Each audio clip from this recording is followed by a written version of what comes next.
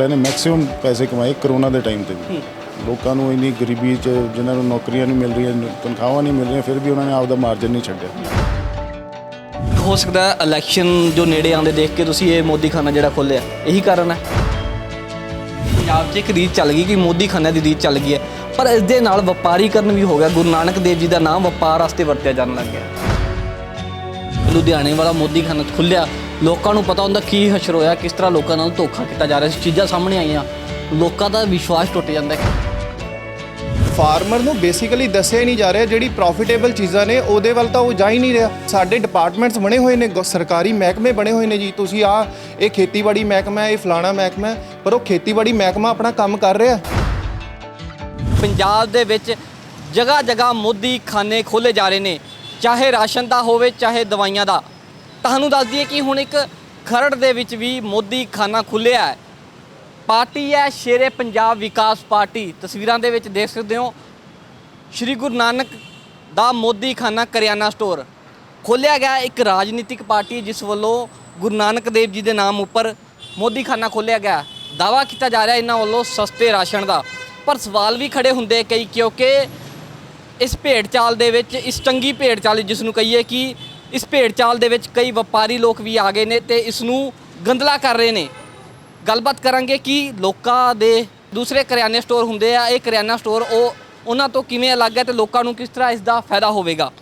अंदर लै चलांगे। उस तो पहले तुहानूं बोर्ड दिखाने आ। इस पार्टी का एक बोर्ड लग्या होया, ये दावे करती है पार्टी की किमें परपक्ता दे नाल लोगों के नाल न्याय होएगा, किस तरह अपना शासन करनगे। एक चोण मैनीफेस्टो कह लीए या एक घोषणा पत्र कह लीए जो पार्टी वालों किया जाता अक्सर, पर इस पार्टी वालों हुण एक ਜ਼ਮੀਨੀ ਪੱਧਰ ਉੱਪਰ ਮੋਦੀ ਖਾਨਾ ਖੋਲ੍ਹਿਆ ਗਿਆ। ਦਾਵਾ ਕੀਤਾ ਜਾ ਰਿਹਾ ਕਿ ਬਾਜ਼ਾਰ ਨਾਲੋਂ ਯਾਨੀ ਕਿ ਗੁਰੂ ਨਾਨਕ ਦੇਵ ਜੀ ਦੇ ਰਾਹ ਉੱਪਰ ਚੱਲਦੇ ਹੋਏ ਲੋਕਾਂ ਨੂੰ ਸਸਤਾ ਸਮਾਨ ਦਿੱਤਾ ਜਾ ਰਿਹਾ ਹੈ। ਘੋਖ ਵੀ ਕਰਾਂਗੇ, ਗੱਲਬਾਤ ਵੀ ਕਰਾਂਗੇ ਕਿ ਵਾਕਿਆ ਹੀ ਕਿ ਬਾਜ਼ਾਰ ਨਾਲੋਂ ਸਸਤਾ ਸਮਾਨ ਮਿਲ ਰਿਹਾ, ਬਾਜ਼ਾਰ ਨਾਲੋਂ ਲੋਕਾਂ ਨੂੰ ਫਾਇਦਾ ਹੋ ਰਿਹਾ, ਜਾਂ ਸਿਰਫ ਇੱਕ ਵਪਾਰੀ ਕਰਨ ਵਾਸਤੇ ਹੀ ਜਿਹੜਾ ਗੁਰੂ ਨਾਨਕ ਦਾ ਜਿਹੜਾ ਨਾਮ ਵਰਤਿਆ ਜਾ ਰਿਹਾ ਹੈ। ਅੰਦਰ ਲੈ ਚੱਲਦੇ ਆ ਤੇ ਮਾਲਕ ਨਾਲ ਤੁਹਾਡੀ ਗੱਲਬਾਤ ਕਰਵਾਉਣੇ ਆ।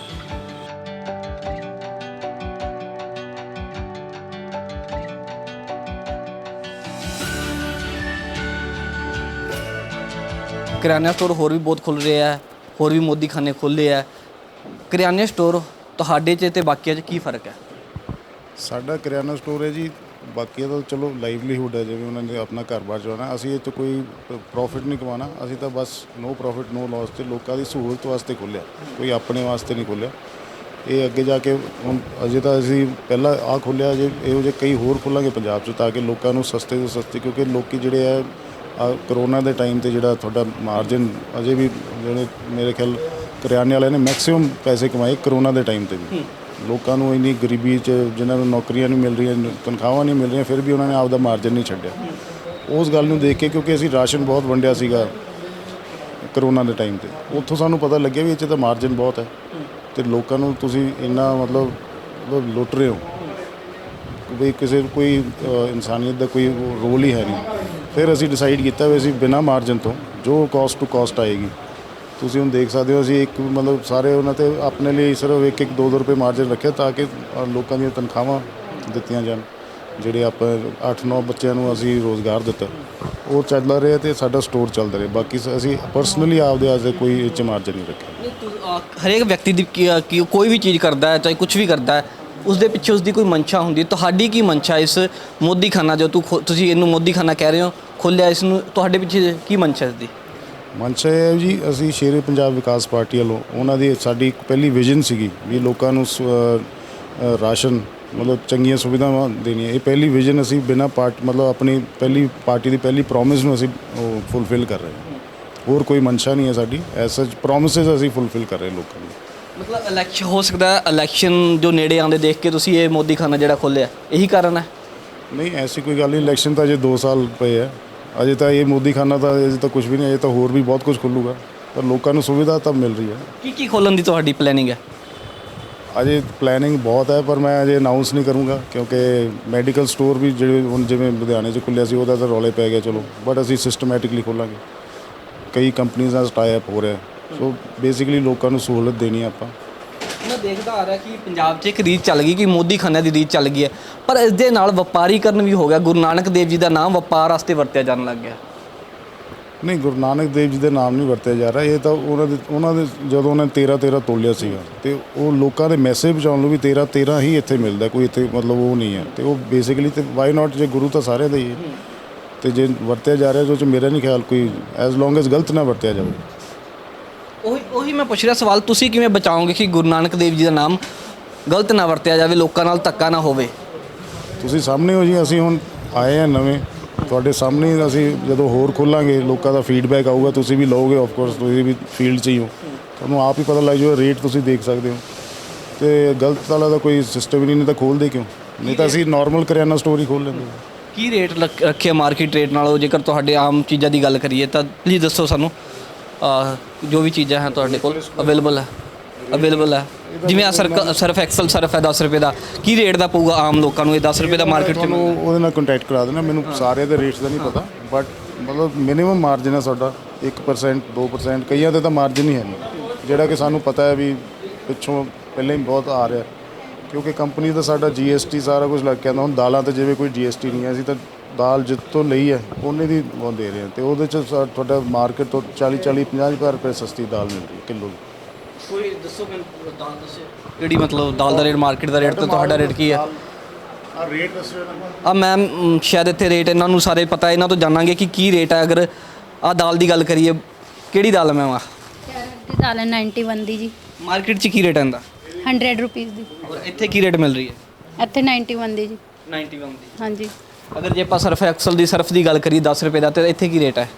ਇਹ ਸਰਫ ਕਿਲੋ ਦੇ ਨਾਲ ਇੱਕ ਫਰੀ ਹੈ ਜੀ, 10 ਰੁਪੀਸ ਵਾਲਾ। ਅਗਰ 10 ਰੁਪਏ ਦਾ ਕਿਸੇ ਨੇ ਲੈਣਾ, ਛੋਟਾ ਸਰਫ ਲੈਣਾ, ਉਹਨੂੰ ਕੀ ਰੇਟ ਪਊਗਾ? ਸੇਲ ਲਈ ਨਹੀਂ ਹੈ, ਹਾਂਜੀ, ਫ੍ਰੀ ਗਿਫਟ ਹੈ। ਕਿਵੇਂ, ਮਤਲਬ ਕੋਈ ਕੰਪਨੀਆਂ ਨਾਲ ਟਾਈ ਅਪ ਕੀਤਾ ਹੈ ਜਾਂ ਹੋਲਸੇਲ ਤੋਂ ਮਾਲ ਚੱਕਦੇ ਹੋ? ਕੀ ਹੈ ਜੋ ਲੋਕਾਂ ਤੋਂ ਚੱਕਦੇ? ਹੋਲਸੇਲ ਤੋਂ। ਆ ਤੁਹਾਡਾ 15 ਤੇ 20% ਡਿਸਕਾਊਂਟ ਹੈ, ਮਤਲਬ ਮਾਰਕੀਟ ਨਾਲੋਂ। ਅੱਛਾ, ਕਰਿਆਨੇ ਵਾਲੇ ਲੋਕਾਂ ਦੀ ਲੁੱਟ ਕਰ ਰਹੇ ਮਤਲਬ? ਹਾਂਜੀ। ਛੋਟੀ ਦੁਕਾਨਾਂ ਖੁੱਲੀਆਂ, ਲੁੱਟ ਕਰ ਰਹੇ ਲੋਕਾਂ ਦੀ। ਹਾਂਜੀ, ਬਹੁਤ ਕਰ ਰਹੇ। ਕਰੋਨਾ ਕਰਕੇ ਬਹੁਤ ਲੁੱਟ ਮਚਾਈ ਉਹਨਾਂ ਨੇ 4-5 ਮਹੀਨੇ। ਇਹਨਾਂ ਕਰਕੇ ਅਸੀਂ ਨੋ ਲੋਸ ਨੋ ਪ੍ਰੋਫਿਟ ਦੇ ਉੱਤੇ ਵੇਚ ਰਹੇ ਹਾਂ। ਕਸਟਮਰ ਵੀ ਇੱਥੇ ਮੌਜੂਦ ਆ, ਉਹਨਾਂ ਨਾਲ ਵੀ ਗੱਲਬਾਤ ਕਰਾਂਗੇ, ਕਿਉਂਕਿ ਅਕਸਰ ਜਿਹੜਾ ਮਾਰਕੀਟ ਤੋਂ ਸਮਾਨ ਖਰੀਦਦੇ ਰਹਿੰਦੇ ਆ। ਇਹਨਾਂ ਤੋਂ ਪੁੱਛਾਂਗਾ ਕਿ ਇਹਨਾਂ ਨੂੰ ਇੱਥੇ ਆ ਕੇ ਕੀ ਫਰਕ ਲੱਗਿਆ, ਕਿਉਂਕਿ ਹੋਲਸੇਲ ਦੀਆਂ ਦੁਕਾਨਾਂ ਹੋਰ ਵੀ ਹੈ, ਰਿਲਾਇੰਸ ਫਰੈਸ਼ ਵੀ ਹੈ, ਹੋਰ ਵੀ ਵੱਡੀ ਜਿਹੜੀ ਆ ਈਜ਼ੀ ਡੇ ਹੋ ਗਿਆ, ਹੋਰ ਵੀ ਬਹੁਤ ਕੁਝ ਖੁੱਲ੍ਹਿਆ ਹੋਇਆ ਮਾਰਕੀਟ 'ਚ। ਕੀ ਨਾਮ ਹੈ ਸਰ ਤੁਹਾਡਾ? ਕਰਮਜੀਤ ਸਿੰਘ ਹੈ ਜੀ। ਤੁਸੀਂ ਪਹਿਲੀ ਵਾਰ ਆਏ ਹੋ ਇੱਥੇ? ਹਾਂਜੀ। ਕੀ ਫਰਕ ਆ ਕੇ ਲੱਗਿਆ ਤੁਹਾਨੂੰ ਇੱਥੇ?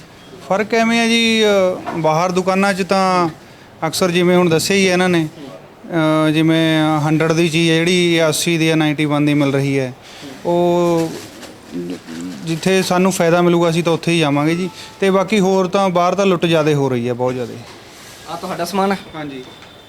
ਆ ਤੁਸੀਂ ਮੈਗੀ ਲਈ ਹੈ, ਕਿੰਨੇ ਰੁਪਏ ਕੀ ਰੇਟ ਹੈ ਇੱਥੇ? ਬਾਹਰ ਕੀ ਰੇਟ ਮਿਲਦੀ ਹੈ ਤੁਹਾਨੂੰ? ਰੇਟ ਬਾਹਰ ਤਾਂ ਜੀ ਜਿਵੇਂ ਜਿਹੜਾ ਪ੍ਰਿੰਟ ਰੇਟ ਹੁੰਦਾ ਏ ਉਹ ਤੋਂ 1-2 ਰੁਪਏ ਘੱਟ ਦੇ ਦਿੰਦੇ ਨੇ। ਅੱਬਲਾਂ 'ਚ ਤਾਂ ਪ੍ਰਿੰਟ ਰੇਟ ਹੀ ਮਿਲਦਾ ਏ, ਠੀਕ ਹੈ ਜੀ। ਇੱਥੇ ਹਲੇ ਆ ਕੱਲ੍ਹ ਹੀ ਖੁੱਲ੍ਹਿਆ ਸਟੋਰ, ਜਿਵੇਂ ਦੱਸਿਆ ਇਹਨਾਂ ਨੇ, ਤੇ ਹਲੇ ਉਹ ਸੈਟਿੰਗ ਹੋ ਰਹੀ ਹੈ। ਜਿਵੇਂ ਸਾਨੂੰ ਬਿੱਲ ਤੋਂ ਹੀ ਪਤਾ ਲੱਗੇਗਾ ਵੀ ਕਿਵੇਂ, ਫਿਰ ਵੀ ਫਰਕ ਹੈ ਜੀ। ਮਤਲਬ ਗੱਲਬਾਤ ਵੀ ਕਰਵਾਵਾਂਗੇ ਕਸਟਮਰ ਦੇ, ਤੁਹਾਨੂੰ ਬਿੱਲ ਵੀ ਦਿਖਾਵਾਂਗੇ ਕਿ ਕਿਸ ਤਰ੍ਹਾਂ ਮਾਰਕੀਟ ਨਾਲੋਂ ਜਿਹੜੇ ਇਹਨਾਂ ਦੇ ਰੇਟ ਫਰਕ ਹੈ। ਮੋਦੀ ਖਾਨਾ ਖੁੱਲ੍ਹਿਆ ਸ਼੍ਰੀ ਗੁਰੂ ਨਾਨਕ ਦੇਵ ਜੀ ਦੇ ਨਾਮ ਤੇ। ਦਾਅਵਾ ਕੀਤਾ ਜਾ ਰਿਹਾ ਹੈ ਸ਼ੇਰੇ ਪੰਜਾਬ ਵਿਕਾਸ ਪਾਰਟੀ ਵੱਲੋਂ ਕਿ ਲੋਕਾਂ ਦੀ ਮਾਰਕੀਟ ਦੇ ਵਿੱਚ ਲੁੱਟ ਹੋ ਰਹੀ ਹੈ, ਤੇ ਇਹਨਾਂ ਦੀ ਪਾਰਟੀ ਦਾ ਜੋ ਮੈਨੀਫੈਸਟੋ ਹੈ ਜਾਂ ਇੱਕ ਵਚਨ ਹੈ ਲੋਕਾਂ ਦੇ ਨਾਲ ਕਿ ਲੋਕਾਂ ਨੂੰ ਘੱਟ ਰੇਟ ਤੇ ਚੀਜ਼ਾਂ ਮੁਹੱਈਆ ਕਰਵਾਉਣੀਆਂ। ਸਾਡੇ ਨਾਲ ਅਮਨ ਮੌਜੂਦ ਨੇ, ਪਾਰਟੀ ਦੇ ਮੀਡੀਆ ਐਡਵਾਈਜ਼ਰ ਨੇ। ਉਹਨਾਂ ਤੋਂ ਜਾਣਦੇ ਆ ਕਿ ਪਾਰਟੀਆਂ ਵਾਅਦੇ ਕਰਦੀਆਂ ਲੋਕਾਂ ਨਾਲ, ਪਰ ਇਹਨਾਂ ਨੇ ਮਨਸ਼ਾ ਸੀ ਕਿ ਇਹਨਾਂ ਦੀ ਜ਼ਮੀਨੀ ਪੱਧਰ ਤੇ ਕੰਮ ਕੀਤਾ ਜਾਵੇ। ਸਿਰਫ ਮੋਦੀ ਖਾਨਾ ਹੀ ਕਿਉਂ, ਹੋਰ ਕੁਝ?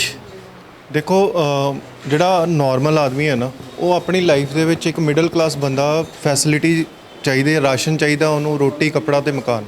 ਜੇ ਆਪਾਂ ਰਾਸ਼ਨ ਵਰਗੀ ਫੈਸਿਲਿਟੀਜ਼ ਪੰਜਾਬ ਦੇ ਵਿੱਚ ਕਿੰਨੀਆਂ ਹੀ ਪੋਲੀਟੀਕਲ ਪਾਰਟੀਆਂ ਰਜਿਸਟਰਡ ਨੇ, ਇੱਕ ਰੈਲੀ ਦੇ ਉੱਤੇ 10-10 ਲੱਖ ਰੁਪਏ ਲਾ ਦਿੰਦੀਆਂ, 20-20 25-25 ਲੱਖ ਰੁਪਏ ਲਾ ਲੈਂਦੀਆਂ ਨੇ। ਜੇ 10-10 ਲੱਖ ਰੁਪਏ ਲਾ ਕੇ ਇਦਾਂ ਦੇ ਸਟੋਰ ਖੋਲ੍ਹ ਦੇਣ ਤਾਂ ਮਿਡਲ ਕਲਾਸ ਨੂੰ ਹਰ ਜਗ੍ਹਾ ਕਿੰਨੀ ਫੈਸਿਲਿਟੀਜ਼ ਮਿਲ ਜਾਣ। ਤੁਸੀਂ ਕੋਵਿਡ-19 ਦੇ ਟਾਈਮ ਤੇ ਦੇਖ ਲਓ, ਜਦੋਂ ਲੋਕਡਾਊਨ ਹੋਇਆ ਸੀਗਾ, ਲੋਕਡਾਊਨ ਦੇ ਟਾਈਮ ਦੇ ਉੱਤੇ ਇਹਨਾਂ ਨੇ ਕਿੰਨੇ, ਮੈਂ ਸਾਰਿਆਂ ਦੀ ਗੱਲ ਨਹੀਂ ਕਰਦਾ, ਬਹੁਤ ਸਾਰੇ ਲੋਕਾਂ ਨੇ ਰੇਟਸ ਘੱਟ ਵੀ ਲਾਏ ਨੇ, ਵਧੀਆ ਰੇਟ ਤੇ ਵੀ ਮਿਲੀਆਂ ਨੇ, ਪਰ ਬਹੁਤ ਜ਼ਿਆਦਾ ਜਿਹੜੇ ਲੋਕਾਂ ਨੇ ਲੁੱਟ ਖਸੁੱਟ ਇੰਨੀ ਜ਼ਿਆਦਾ ਕੀਤੀ ਹੈ ਇਹਦੇ ਵਿੱਚ, ਜਿਹੜੇ ਕਿ ਬਿਲਕੁਲ ਅਨਕੰਟਰੋਲੇਬਲ ਸੀਗੀ। ਮੈਂ ਖੁਦ ਕੈਪਟਨ ਅਮਰਿੰਦਰ ਸਿੰਘ ਨੂੰ ਮੇਲ ਕੀਤੀ ਸੀਗੀ। ਸਿੰਪਲ ਜਿਹਾ ਕੰਮ ਸੀਗਾ ਕਿ ਇੱਕ ਉਹ ਵੈਬਸਾਈਟ ਬਣਾ ਕੇ ਇੱਕ ਐਪ ਲਾਂਚ ਕਰ ਦੇ, ਉਹਦੇ ਵਿੱਚ ਉਹ ਆਪਣੇ ਰੇਟ ਆਇਡੈਂਟੀਫਾਈ ਕਰ ਦੇ ਤਾਂ ਕਿ ਲੁੱਟ ਖਸੁੱਟ ਤੋਂ ਬਚਿਆ ਜਾ ਸਕਦਾ। ਪਰ ਇੰਨੀ ਜ਼ਿਆਦਾ ਲੁੱਟ ਖਸੁੱਟ ਹੋਈ ਉਸ ਟਾਈਮ। ਉਸ ਤੋਂ ਬਾਅਦ ਸਾਡੇ ਜਿਹੜੇ ਪਾਰਟੀ ਪ੍ਰਧਾਨ ਨੇ ਕੈਪਟਨ ਚੰਨਨ ਸਿੰਘ ਸਿੱਧੂ ਜੀ, ਉਹਨਾਂ ਨੇ ਅਸੀਂ ਮਿਲ ਕੇ ਡਿਸੀਜਨ ਲਿਆ ਕਿ ਅਸੀਂ ਲੋਕਾਂ ਨੂੰ ਫੈਸਿਲਿਟੀਜ਼ ਕਿਵੇਂ ਦੇ ਸਕਦੇ ਹਾਂ।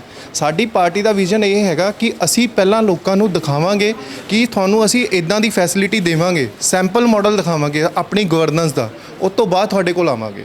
ਮੈਂ ਤੁਸੀਂ ਮੋਦੀ ਖਾਨਾ ਦੀ ਮੈਂ ਗੱਲ ਕਰ ਰਿਹਾ, ਵਿਸ਼ਵਾਸ ਕਿਵੇਂ ਦਿਵਾਓਗੇ? ਲੁਧਿਆਣੇ ਵਾਲਾ ਮੋਦੀ ਖਾਨਾ ਖੁੱਲਿਆ, ਲੋਕਾਂ ਨੂੰ ਪਤਾ ਹੁੰਦਾ ਕੀ ਹਸ਼ਰ ਹੋਇਆ, ਕਿਸ ਤਰ੍ਹਾਂ ਲੋਕਾਂ ਨਾਲ ਧੋਖਾ ਕੀਤਾ ਜਾ ਰਿਹਾ ਸੀ, ਚੀਜ਼ਾਂ ਸਾਹਮਣੇ ਆਈਆਂ, ਲੋਕਾਂ ਦਾ ਵਿਸ਼ਵਾਸ ਟੁੱਟ ਜਾਂਦਾ ਕਿਉਂਕਿ ਇੱਕ ਗੁਰੂ ਦਾ ਨਾਮ ਯੂਜ਼ ਕਰਕੇ ਲੋਕਾਂ ਨੂੰ ਤੁਸੀਂ ਕਿਵੇਂ ਵਿਸ਼ਵਾਸ ਦਿਵਾਓਗੇ? ਕਿਉਂਕਿ ਲੋਕ ਜਾਣਨਾ ਚਾਹੁੰਦੇ ਆ।